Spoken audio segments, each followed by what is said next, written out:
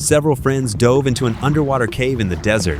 When they returned to the entrance, they found one person missing. They had no time to think. They changed their tanks and dove again. But when they surfaced, another person was gone. This bizarre incident took place at Devil's Hole in Nevada. Devil's Hole sits right next to the famous Area 51. In this barren desert, this was the only water for miles. Viewed from above, it looks like an ordinary little gully. The surrounding fence is there to protect a unique species known as the Devil's Hole pupfish. This fish grows no longer than 3/4 to 1 inch. Its body shimmers in pearlescent blue. This makes it one of the rarest fish on Earth. Only a little over 100 remain worldwide. In 1952, President Truman issued a special order designating Devil's Hole as a national monument. What people were truly curious about was never the tiny fish, but the mysterious cave hidden beneath the pool. In 1964, a cave diving team led by professional diver Jim conducted a scientific survey of Devil's Hole. They had come from California. After dozens of dives, they finally figured out the structure of the cave. From the surface downward, the first 33 feet are the main activity area for pupfish, where light can still reach. Further down lies a passage known as the main chamber.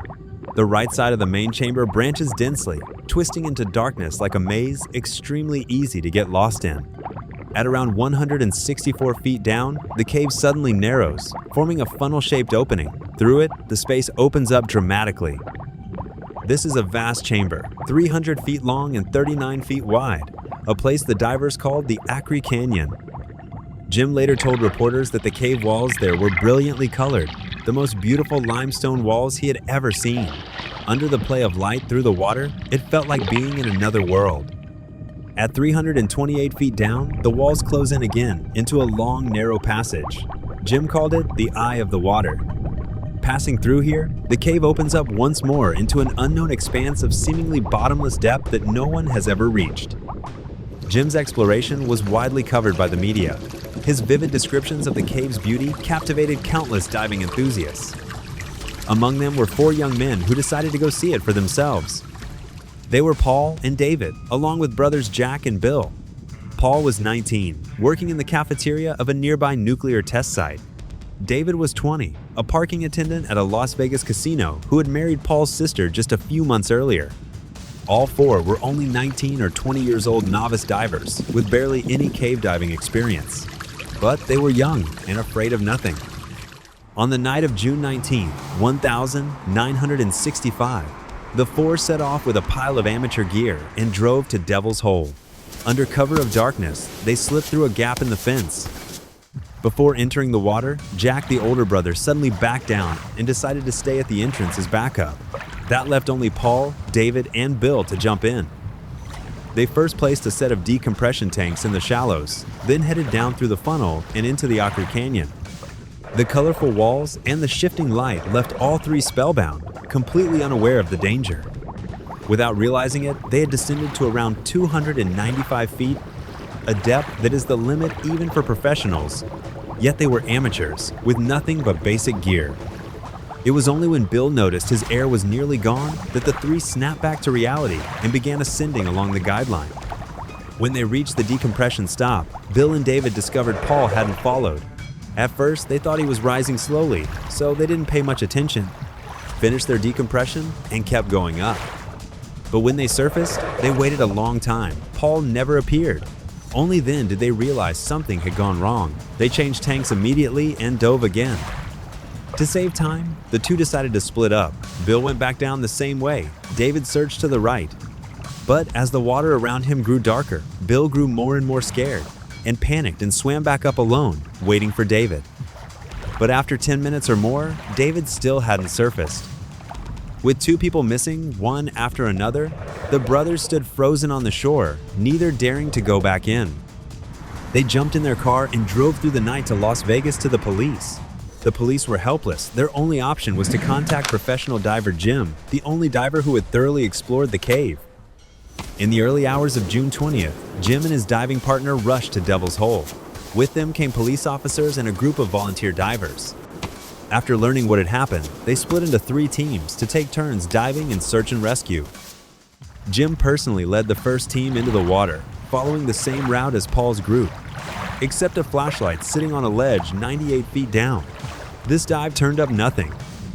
It was still on, its faint beam pointing weakly toward the entrance, like a distress signal left on purpose, or the last thread of hope clutched in a panic.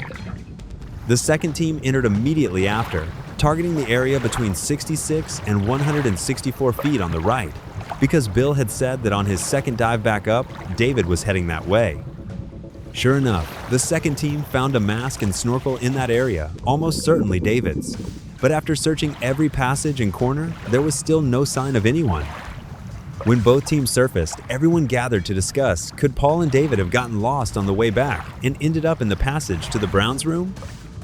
The Browns room is a narrow side tube on the left of the funnel, angling upward about 89 feet, leading to a cavity with an air pocket. The water level there is the same as the entrance, which means it is not fully sealed. There must be a tiny passage connecting it to the outside. If the two had truly swum in there and found the air chamber, there was still a chance they were alive. This gave everyone a small spark of hope. The third team prepared to dive immediately. But this dive was the most dangerous of the entire rescue operation. They would have to go down to the funnel first, then turn into the passage leading to the Browns room. Since the passage went upward, they had to decompress before going into the Browns room. After searching the air chamber, they would go straight back down from the other end, through a connecting passage back to the funnel, then swim up and decompress again. That procedure alone was enough to make any experienced diver sweat.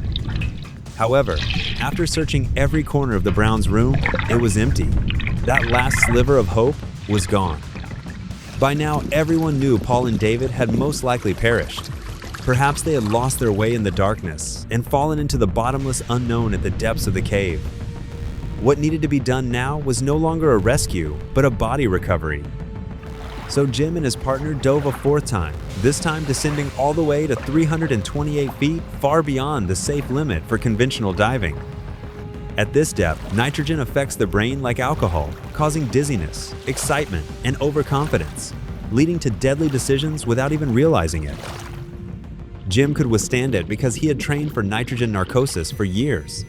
But Paul and David were just two young men with no cave diving experience.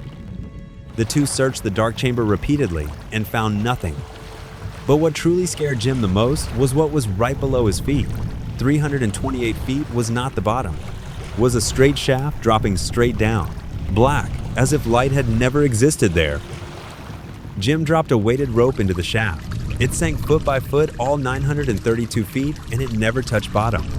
This meant Devil's Hole was at least 1,260 feet deep. On the rock ledge at 328 feet, Jim found some gear wreckage.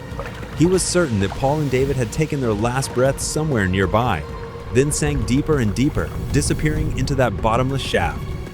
With the technology available at the time, there was no way to search any further. The two had no choice but to give up and return to the surface. The moment Jim surfaced, the shore went silent. He told everyone exactly what he had found below. Family members broke down on the spot. David's mother fell to the ground, crying uncontrollably, and David's wife Paula lost both her husband and her brother in the same day. The two young men disappeared forever into the depths of Devil's Hole. Their bodies were never found. After the accident, in the name of protecting the Devil's Hole pupfish, authorities completely sealed off the cave entrance and banned all diving and research. That underground world that had once drawn so many people was never entered again. But the story of Devil's Hole did not end there. In 1991, the United States Geological Survey sent 3 top divers back down. This time they reached 436 feet down, more than 98 feet deeper than Jim's limit. But what they found was not the boundless expanse Jim had described. Instead, it was a new narrow passage going further down, still with no bottom in sight. This showed the Devil's Hole was far more complex than anyone had imagined, not just a cave, but an underground maze reaching deep into the earth. In fact, scientists later discovered that Devil's Hole is merely a window. Beneath it lies a vast groundwater system buried miles below, holding snowmelt from distant mountains tens of thousands of years ago. This ancient water flows slowly through underground rocks until a crack in the earth pushes it up to the surface, forming what looks like an ordinary pool. The strongest proof of this vast underground system is a phenomenon almost impossible to believe. Whether in Japan, Indonesia, or Chile, powerful earthquakes from the other side of the Pacific can make this desert pool slosh like water in a bathtub, sending waves 7 feet up the cave walls. In other words, this unassuming pool in the desert is connected to the pulse of the entire planet. No one knows how deep Devil's Hole truly goes, and no one knows what it connects to underground. 60 years have passed, and Devil's Hole still keeps its secrets. Beneath the abyss, there are no answers.